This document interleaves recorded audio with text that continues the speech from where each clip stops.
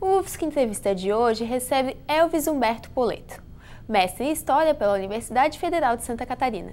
Em sua dissertação de mestrado, Elvis pesquisou sobre o conceito de nação de José Carlos Mariátegui. Nós vamos conversar sobre esse importante escritor e jornalista peruano. Muito obrigada pela sua presença, Elvis. Seja bem-vindo ao UFSC Entrevista. Obrigado, eu queria agradecer o espaço que a TV UFSC propicia, né, enquanto um canal universitário para expor as produções acadêmicas aqui e tal, e eu acho que tenho claro que a minha dissertação, num certo aspecto, está dentro desse contexto, então eu queria agradecê-los. Imagina. Elvis, vamos começar falando sobre quem era José Carlos Mariátegui. Ele era um peruano que foi jornalista, ativista político, escritor. O que é mais marcante na história dele? Bom, Mariátegui é um intelectual peruano extremamente reconhecido no Peru, né? Ele é um intelectual de grande relevância para a área das ciências humanas, para a questão política no Peru, para o pensamento político e que dá sustentação, base na construção do pensamento peruano, principalmente do século XX. Ele nasceu em 1894 e morreu em 30, morreu muito jovem, né, 36 anos. E ele tinha como formação, autoformação, ele era um periodista, um jornalista, né? Não existia à época faculdades de jornalismo, mas ele formou-se no processo, né? Então, e como um intelectual autodidata, né, construiu uma obra muito importante para o Peru e que, para intelectuais como Michel Louvi, o pensamento de Mariátegui, Michel Louvi o coloca como, guardadas as devidas diferenças e tudo mais, mas ele coloca no mesmo patamar de Walter Benjamin, de Lukács, né?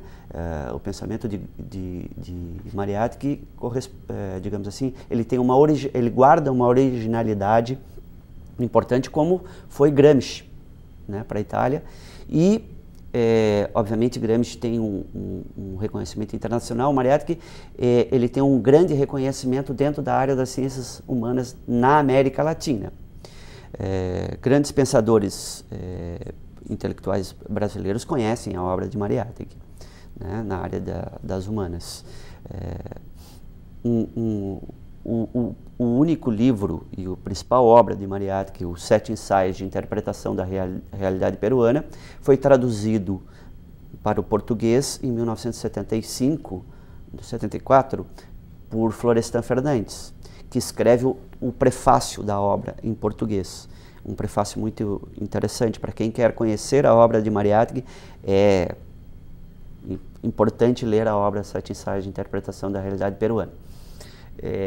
Tem uma questão que eu uso para ilustrar, que é, para quem assistiu, é mais fácil ilustrar a forma. Quem assistiu o filme Diários de Motocicleta, né, que é a viagem do Che e seu companheiro pela América Latina, quando ele sai de Buenos Aires e tal, quando jovem, ele vai, né, sobe a cordilheira, vai ao Chile, passa o deserto do Atacama e chega no Peru.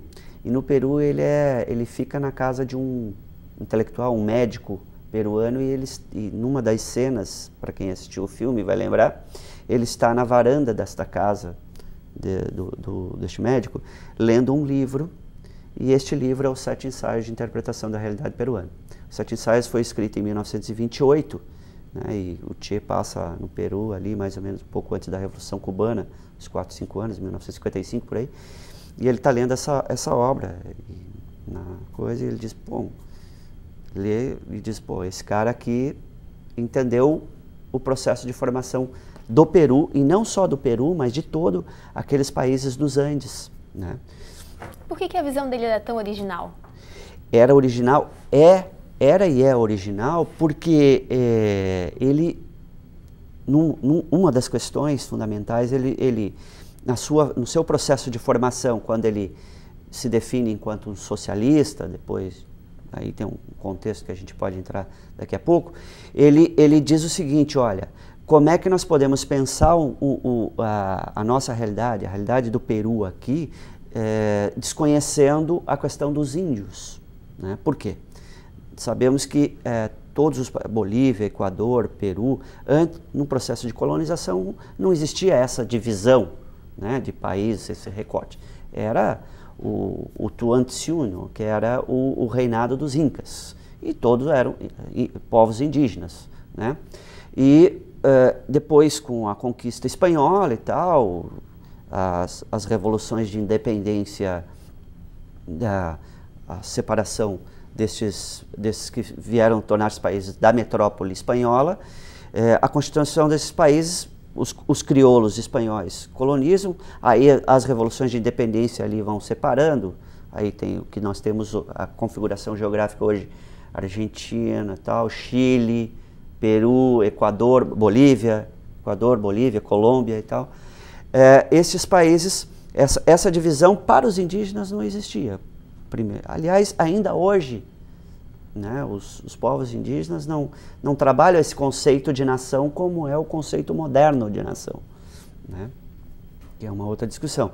Mas, enfim, o pensamento de Mariátegui vem e diz o seguinte, bom, como é que nós podemos nos colocar enquanto um país soberano, constituir um país com soberania, com independência de fato, se a grande maioria do povo é excluída deste processo de formação. E quem é a grande maioria?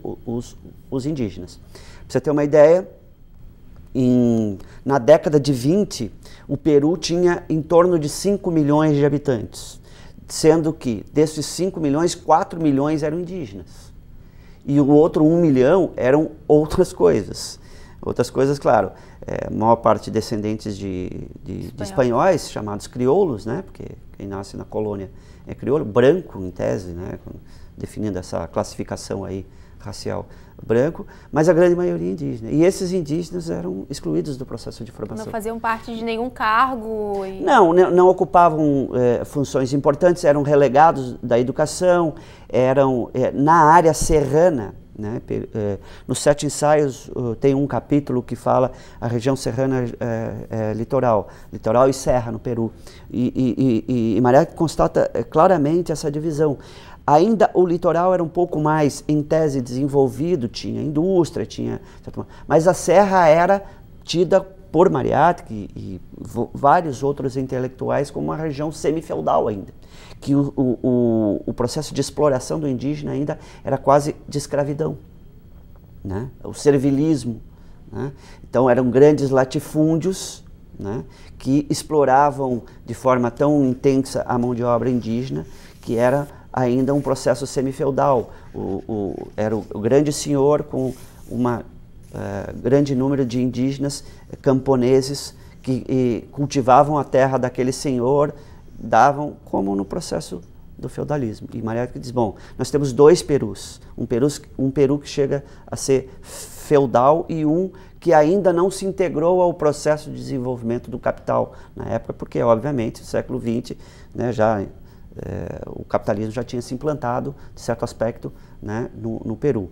E aí, obviamente, na sua fase imperialista, né, que é um outro elemento que eu discuto na minha dissertação, né, o papel do imperialismo e tal, e que Mariátegui vai discutir ao longo da sua obra também. E até os próprios espanhóis chegaram lá e não acreditavam que existia uma sociedade nesses indígenas, né? Acreditavam uma questão de superioridade por terem vindo da Europa, e isso tudo mudou a Constituição do Peru? Claro, você tem que, resgatando o processo da conquista espanhola, obviamente, aí tem que ter um contexto histórico um pouco mais amplo, mas é óbvio, quando os espanhóis chegam na América, eles chegam, de certo modo, com uma certa superioridade, primeiro se achando melhores, né? Porque aí a cultura ocidental, e como diz, a conquista não se deu apenas pela espada, mas junto com a espada veio a cruz. A cruz, né, a religião e o processo de domínio. E quando eles chegam, a princípio veem uma sociedade completamente organizada, como são os incas, os maias, os aztecas, mas os incas no Peru com aí N um processo de desenvolvimento enquanto povos, com cidades, um Estado formado de certo modo, né, e tal, um processo de organização das comunidades indígenas, né, que tinham todo né, um dos elementos importantíssimos da formação dos Incas eram os aius, né, que eram as famílias que produziam coletivamente a sua terra e tal, parte disso ia para o imperador, que guardava em armazéns para os tempos de escassez, e todo um processo de organização política. Os espanhóis vêm com uma outra, obviamente, com uma outra cultura, aí tem que fazer o recorte temporal, né? Bom, houve massacre indígena, houve tudo mais, mas, bom, era um povo conquistando outros povos. E, obviamente, com uma sensação de superioridade que era dado principalmente pela questão religiosa, né? Os católicos, os cristãos achavam-se povos superiores, né? Eu já visto o que foi as cruzadas, enfim, isso é um processo histórico. E não foi diferente aqui na América. E isso levou, obviamente, a uma conquista pela força.